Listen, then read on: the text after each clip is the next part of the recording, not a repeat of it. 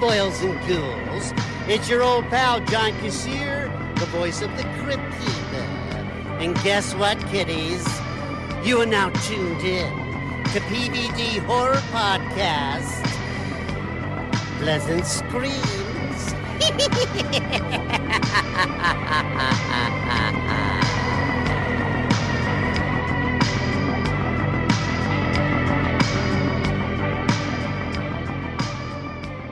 Hey, what's going on? You're now tuned in to the PVD Horror Podcast. I'm Brandon, and today I'm joined by actress and producer Sarah Nicklin to talk about her new project, VHS Halloween, which is now streaming on Shudder. Sarah, thanks for coming on the show.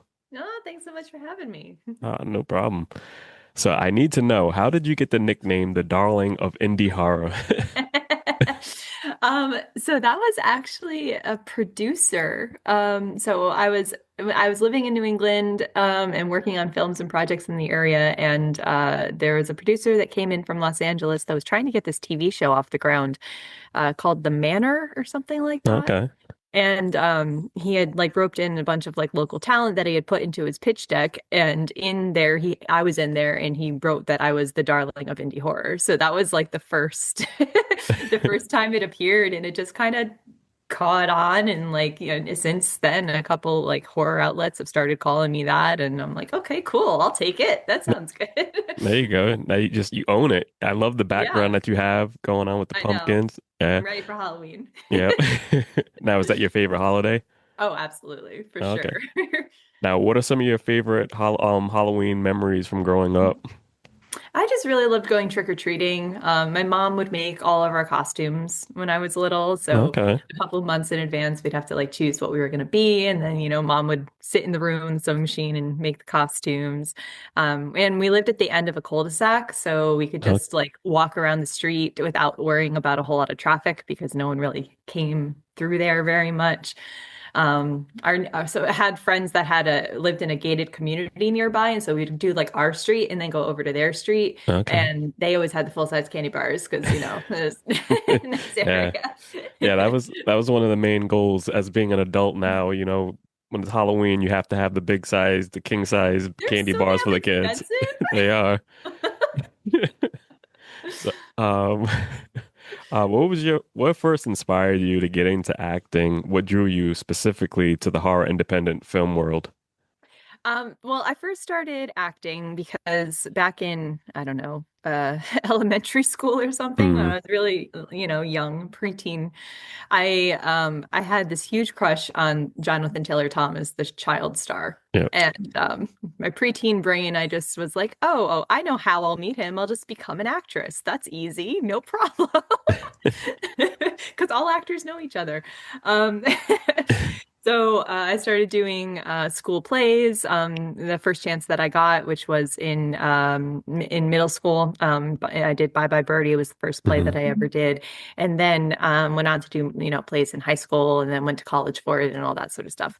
But I eventually my love for JTT kind of fell away, and I fell in love with acting after instead. Yep. Um, but getting into horror just kind of happened by chance. I didn't really set out specifically to work in horror. I think I didn't really understand the genre and know much about it because I'd never really watched it growing up. No. My family didn't really watch horror. Why Mm. would you want to watch those movies? Um, so when I was in college at Emerson studying acting, now that I'm in Boston, I was like, well, there has to be some sort of film happening around here, and let me start looking for casting calls. And I found a bunch of independent film that was happening in New England, and started working with Richard Griffin, who was a filmmaker in Rhode Island, and he had a whole bunch of films that had already been distributed that were really popular in the straight to DVD market back when you could actually make money doing that, Yeah. pre-streaming. And we really liked working together, and he kept casting me in his movies. And so I did 13 features with him before I moved out to Los Angeles. And people knew me from that, especially locally, and then, around the country and in LA too. And then horror is just such a loyal community of Mm. people. that once you start working on it and people start like seeing you, then it just kind of snowballs and other people are like, well, you did that horror movie. Why don't you come do my horror movie? And so it just kind of grew from there. That's awesome. Now you're originally from Connecticut, right? Yes. Yeah. And Yeah. like you said, you lived in Rhode Island for a few years. What was your experience like living down here? And I liked it. I thought it was great. So I was in Providence and then I was in Pawtucket and I was in Riverside. So like okay, couple jumped around a little bit, but I mean, I really liked Rhode Island. People are really nice. Benefit Street, that whole area is yep, beautiful up there. But yeah, it's got a lot of really cool locations and really just really great people. Honestly, all of New England, I've always felt, just has really good people. yeah. Now, going into films and everything like that, in choosing your role, how do you take on that? Like, what draws you to it? Is it the character, the script, or the people behind the project? A little bit of everything. So like I used to try to do it just because, I thought it would be something good or I really like the script or whatever, but I learned that that doesn't always work. Mm, Sometimes the script will be like really cool or the character's really cool, and then there's like zero money to make the movie and it ends up looking really bad because they're just not experienced filmmakers, or it could be a really experienced filmmaker and the script's not very good. And so yeah. at this point, I've tried to like make it very analytical rather than like emotional. And so I set up criteria for why I will do it. So I'm not just being like, ooh, yay, here's a part. So it's either something that is going to be a resume builder. So it has, some recognizable name or something attached to it. Something that I'm going to get good demo reel material out of. So a different type of character that I haven't done before, or something where I can show a different side of me. Something that pays extra on top of Mm, what a normal rate would be. Or it's a networking opportunity. So I can work with someone or some people that I want to work with that could potentially lead to something else. So okay. I had to kind of sit down and actually think about that for a little bit. Yeah. Now, like you said, you like to try different roles and everything, but do you have a Mhm. specific type of role you like to play? I really like the dark stuff, Mm, the dark emotional stuff. I don't know what okay. that says about me, that I love tearing my insides up. You know, but yeah, I don't know. It's kind of cathartic in a weird way to like, go through these traumatizing memories in a Mm, space in a safe place in order to like pull those performances out. So I like the stuff where there's characters with multiple layers and just lots of different like elements that you can kind of weave into and lots of things to like really digest and work on. okay. Cool. Now let's talk about VHS Halloween. I I love attended your this. hat, by the way. Thank you. That's It's so crazy because like VHS is just making like a big comeback. Growing up yeah, as a kid, it was just like always like the main thing to just go rent films and everything like that. So totally. it's great now to see it, back on the market for everybody, for new fans of it and everything. So, but I was able to attend the screening of VHS at Fantastic Fest, and I had a great time. One of the highlights for me was being able to trick or treat on our way to the theater. So, Yeah. yeah, I think that was really cool. And it was cool, seeing everybody come out, and just have a good time. Everyone left the theater having like a great time, I mean, just love the film. It's one of my favorite in the whole, series, but Mhm. I know you were in attendance. What was your experience like at Fantastic Fest? My experience was also really great. I Mm, loved it. That was my first time at Fantastic Fest, and I had a super fun time at that festival. It was great. And then the movie played so well. You're there with yeah. like a really good group of people that are all really horror fans. And so I think they really enjoyed it. And yeah, the trick or treating is so cute. So those bags that they gave us for trick or treating were actually designed by Micheline Pitt Norman, who is one of the directors of my segment. Okay. Did that whole thing. And then I printed them out for that, which were really cool. The bags were really cute. Yeah. It was funny because I actually had my bag. I just came back from New York Comic Con yesterday, Hmm. and so I had my bag, and everybody was looking at it like, "Where the hell did you get that from?" And then it was Yeah, funny because Micheline was at the Shudder panel, the and she Shudder seen my panel. Yeah. bag, and so she seen me, and she like little smile, and I was like, so I didn't know she designed it though. That was cool Yeah. though. Yeah, she did. I mean, she has a clothing line and everything. Like she's a really talented designer as well, on top of No, everything else that she does. yeah. Now, what was it like working with her on this segment? I mean, both her and her husband Hmm. were amazing. So like they're a really wonderful creative team, and they have a very unique, singular vision that I think they're both kind of focused on. But then they divvy up tasks to things that have more strengths in. And I mean, Micheline is basically like a walking art department. I mean, she's a Yeah. designer. She can do hair, makeup, and makeup effects and costuming, like all of that sort of stuff. She's fantastic at. And then RH has a wonderful eye for camera and for lighting and just for like the flow and movement of how everything's going to cut together. So they kind of focused more on those areas that they have better attention to detail while also working towards the same goal. And then when it came to working with the actors, I think they were both equally involved with Okay. that. And we just had a lot of collaboration, and even through like the rehearsal process, changing some of the dialogue a little bit, just based on like what we kind of felt was more accurate to what was actually going on in the moment and in the scenes. Yeah. At the panel, she was able to touch on like how much fun everyone had Mhm. behind the scenes working on the project and just like the time that you guys had. I think it was about what 20 days or something to shoot. For the whole thing, 5 days were the actual like shoot production, Okay. like actually camera rolling shoot day. And with VHS, it's interesting because they do each segment almost as if they're their own feature and like completely separately. Uh, So there's a little overlap in like resources and the people that are working on them, but they don't start working on the next segment until the previous segment is done. okay. So there, yeah. So you have like, all right, here's your time. Go ahead and get it done. So now, like I said, you star in the segment Home Haunt and you star as Nancy. What films did you watch to prepare to take on to this role? Like what did you add into it? Specifically Gremlins. Okay. It's when I was first talking with Micheline and RH, that was what they said. They kind of had based the character off of like this suburban mom that can also be a badass and kill the monsters to save a family when you need to. So I watched that, and then I watched there's a bunch of documentaries about home haunters, specifically in like Southern California, because people go crazy here with home haunts. Yeah. So I watched those just to get kind of in the mindset of people that do these really extravagant home haunts every year.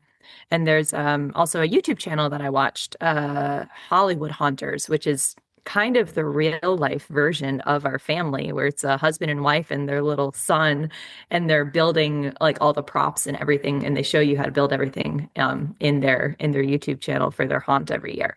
And they're kind of corny and fun, and it's Mm. literally like the like our Mortis family in real life. So I watched their channel as well too, just to watch like their interactions and hear about their backstory and how they got into it and started doing it, just to kind of like pull inspiration from that as well. Okay. Cool. Now, VHS has been like a top horror anthology film, providing opportunities for filmmakers, actors. What was your experience like being involved just in the whole project as as a series, what was it like for you? It was incredible. I Mm, mean, obviously I work in horror a lot, and I'm a fan of the genre. So I saw the first VHS film when it came out, and then I saw the second one, and so the opportunity to really be part of that, be part of this well-loved, established franchise, has been amazing. I don't think I even truly realized how much people really do love this franchise yeah. until I was now part of it. And since I do like conventions and that sort of stuff, like I was surprised at the amount of people that were coming up to me telling me how much they love VHS. Like I knew people liked it, but I didn't know that they liked it that much. Yeah. So it's been really cool, and the response has been really great. It's been cool because, like it started off, so many years ago, and for Shudder to pick it up, it was just an awesome feeling because, myself and my co-host, we would always look forward to, a new project of VHS. And then when we seen Shudder come back and then now they're delivering one every year, it's like Yeah, really special. But I have to say this one is the best one so far because it's like each segment is like really, really good. So, I think so too. Yeah. And it's Halloween themed. I can't believe they waited this long, to do a Halloween one. Now, I know you're not a big, horror fan. Growing up, you didn't watch horror films that much, but what are some of your favorite anthology films of all time? Yeah, I mean now I pretty much watch Hmm. only horror. Yeah. So there's actually a couple horror anthologies that I watch every year specifically for Halloween. Michael Dougherty's Trick or Treat is one of my favorites. Yeah. Absolutely love that film. I literally just watched that last night.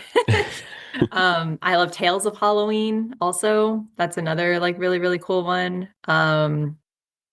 What other horror anthologies? I mean, I don't know if well, they're more like series, like Tales from the Crypt and, Yeah. Creepshow and stuff that, like that older content as well. So yeah, I mean, all of those like fun little like bite-size, pieces of content are just really cool. Yeah. Now, you also starred in Popeye the Slayer Man, so what was it like for you to jump into a film that had such a rich background, growing up, for that to be put onto screen now from a cartoon? Yeah, I mean, first when I started talking to the filmmakers about that, I didn't really know it was a Popeye movie, and then they Mm, sent me the script and they were like, "P.S. Don't tell anyone this is a Popeye movie," and I was like, "Oh my God, yeah. surprise!" Because originally they were just calling it the Sailor Man was like the Okay.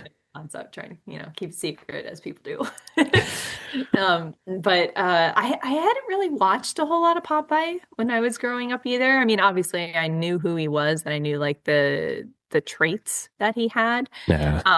But being able to like turn him into this slasher character, I thought was super fun. And just the tone of it is really like spot on and just really entertaining. Didn't take it too seriously. And just makes for like a really fun watch. There have been some people though, since I have, like I said, done some conventions that have been like, oh no, you did Popeye as a slasher, you're ruining my child. Sorry, but you don't have to watch it if you don't want to. Yeah. Yeah. A lot of people were upset about that with with the steamboat. But I think Yeah. it's cool, I mean, like you take on everything, we can see Winnie the Pooh in a different light, so Yep. I think it's awesome. And I think that, there's a lot of fans out there that do appreciate it. Yeah. So, There's lots of creativity too to find yeah. ways to, bring these characters into a different genre than where they previously were. Hmm. And you also worked on family films such as Blippi on Netflix. My daughter is a big fan when she was younger, and I was just Yep. like, oh man, Blippi. It was just Blippi all day. So it was Yeah. cool to see you star in that film also. What was that experience like working on that on Netflix?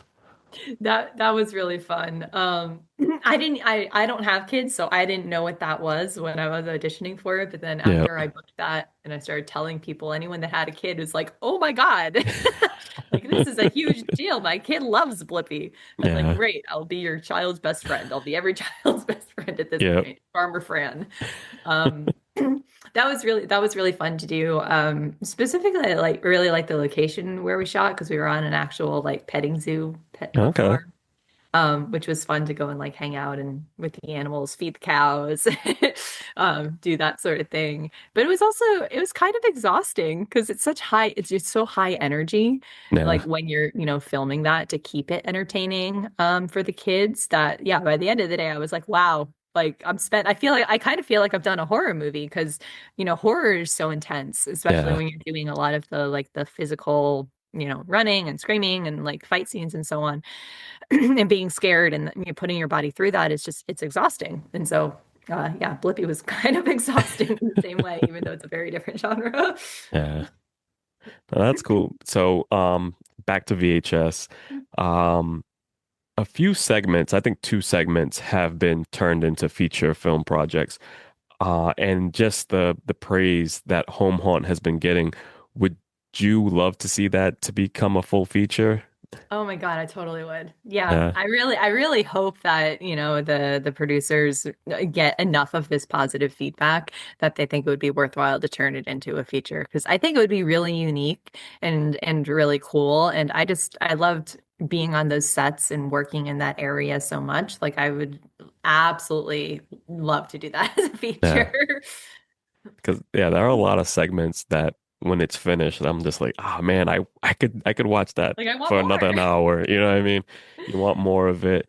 And Yeah. so like I would love to see like each segment on this project become a full feature. You know what I mean? That's just fingers crossed. I hope it can happen.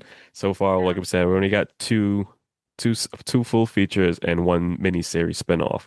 Yeah. So, you know, but I love what Shudder has done with this and opening the door for more opportunities for filmmakers and everybody. So I just want to say congratulations, you know, for Oh, being a part of this project, you know, because I know now more people have their eyes set on you and I would love to see what you're working on next. So if there's any way that you can share anything that you're working on now or, you know, something that's going to be releasing soon, can you share that with us?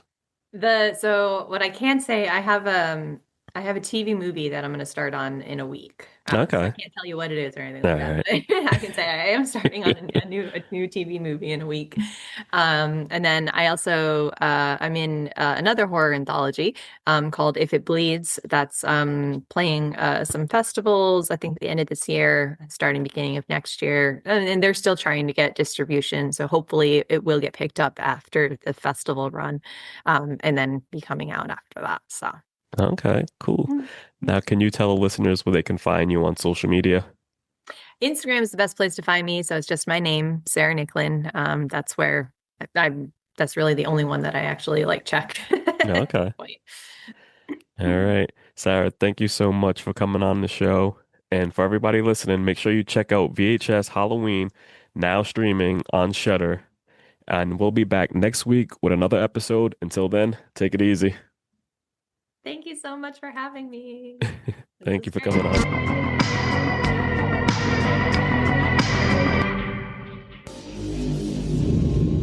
Game over. You lose.